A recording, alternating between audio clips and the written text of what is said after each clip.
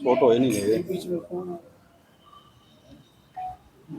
OBC इतनी बड़ी force को सभी राजनीतिक दलों ने, इवन कांग्रेस भी उसमें रही है, क्योंकि हम कांग्रेस के कार्यकर्ता।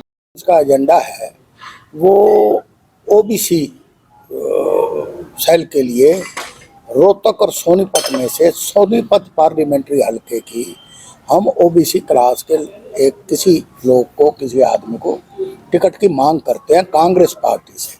हम जितने लोग आज इकट्ठे हुए हैं सारे कांग्रेस पार्टी से जुड़े हुए लोग हैं। हमारा मेन मुद्दा ये है कि आज हर पार्टी ओबीसी की बात उठाने लग रही है, खास तौर पर भारतीय जनता पार्टी। आज अमित शाह जी ने भी लोकसभा में बड़ी बड़ी बातें कही हैं ओबीसी के हक के अंदर, और ये कहा है कि नरेंद्र मोदी जी खुद ओबीसी क्लास से आते हैं। मेरा कहने का मतलब ये है कि आज लोग ओबीसी की बात तो करते हैं, लेकिन ओबीसी क्लास के लिए किसी ने आज तक कुछ नहीं किया। और इससे पहले कि आप मेरे ऊपर कोई सवाल करो, मैं आपको एक जवाब बड़ा तुरंत देना चाहता हूँ कि कांग्रेस पार्टी, कल हम मिल के आए हैं, अनिल सैनी जी मेरे साथ थे जो ऑल इंडिया के ओबीसी सेल के राष्ट्रीय महासचिव हैं।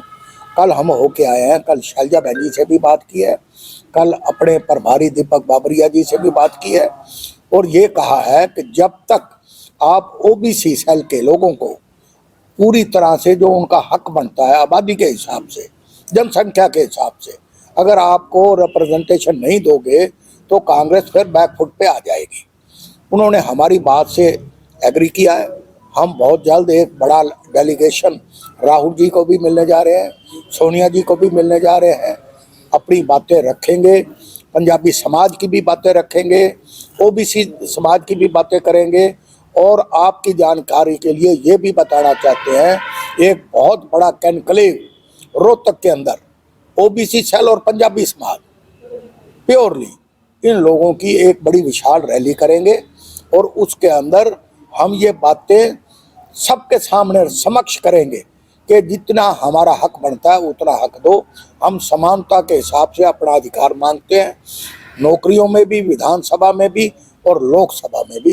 ये हमारा मुद्दा है। भूपेंद्र सिंह हुड्डा से भी क्या मिले हैं कि जो सोनीपत सीट है इसके लिए दी जाए? हम कल शैलजा बहन जी से मिले हैं, दीपक बाबरिया जी से मिले हैं, चौधरी भूपेंद्र सिंह हुड्डा जी जो सीएलपी के लीडर हैं उनको भी मिलेंगे। हम उदय भान जी से भी मिलेंगे जो हमारे पीसीसी के प्रेसिडेंट हैं, राहुल जी से भी मिलेंगे और सोनिया जी से भी मिलेंगे। ये हमने फैसला कर रखा है जी।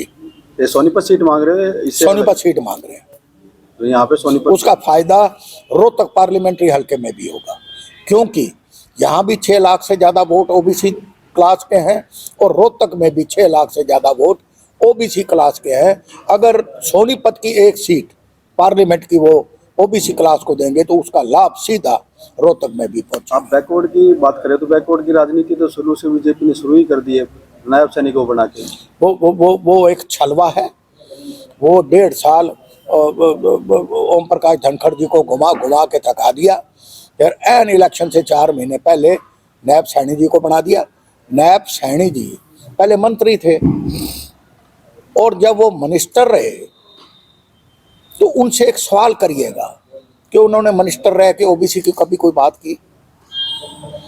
कभी एज ए मंत्री अपने महकमे के अंदर कोई उन्होंने ओबीसी क्लास के लिए कोई काम किया? आज एकदम उनको सोए ओबीसी याद आ गई, क्योंकि उनको भारतीय जनता पार्टी का अध्यक्ष बना दिया गया। ये समझते हैं कि लोग समझते नहीं है। ये जो लॉलीपॉप है ना, इसी को तो लोगों ने रिजेक्ट किया है। आने वाले टाइम में इसका कोई उनको लाभ नहीं होगा।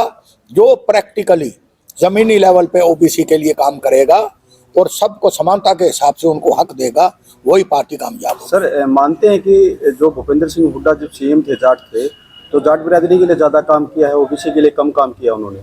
नहीं, मेरे तो कोई अभी आपने कहा कि उन्होंने कम नहीं किया बैकवर्ड, उसने नायब सैनी ने। क्या मानते हैं कि उसने भूपेंद्र सिंह हुड्डा ने जाट बिरादरी के लिए ज्यादा काम नहीं किया? कांग्रेस पार्टी ने तो ओबीसी क्लास के लिए बहुत काम किया। मैं तो कहता हूँ, आप ये जो फ्लाईओवर आपके सामने नजर आने लग रहे हैं, ये उन्हीं के राज में बने हुए हैं। किसने का काम नहीं किया? काम किए उन्होंने भी, बड़े काम किए। क्या मानते हैं आप? तो कांग्रेस पार्टी में अभी तक संगठन जो है नहीं बन पाया?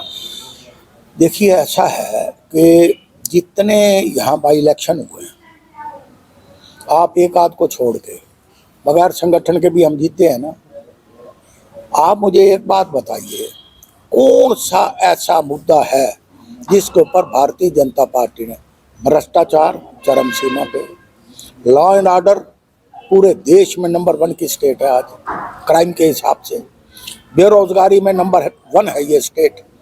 आज जितनी अनएम्प्लॉयमेंट यहाँ इस प्रदेश में कहीं भी नहीं है।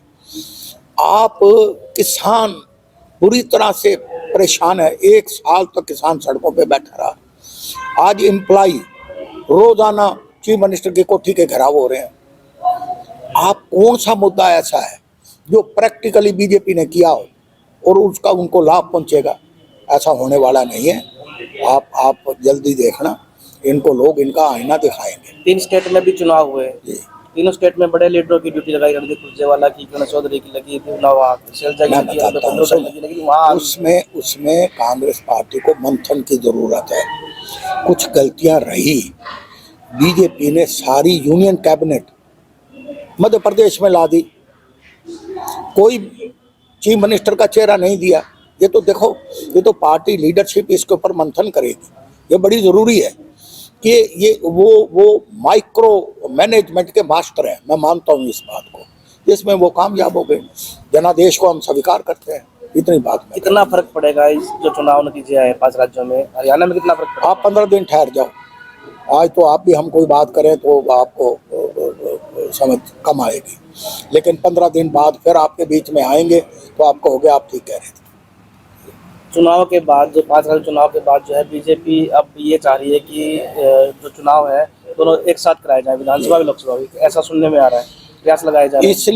इसलिए कि मनोहर लाल जी खट्टर को ये पता है, ये एहसास है, सर्वे की रिपोर्ट है कि आज अगर विधानसभा के चुनाव कराएं तो वो डबल डिजिट भी पार नहीं करेंगे। वो चाहते हैं कि नरेंद्र मोदी जी का फायदा लोकसभा के अंदर विधानसभा को भी मिल जाए, उसका बेनिफिट मिले, लेकिन वो बेनिफिट मिलने वाला नहीं है।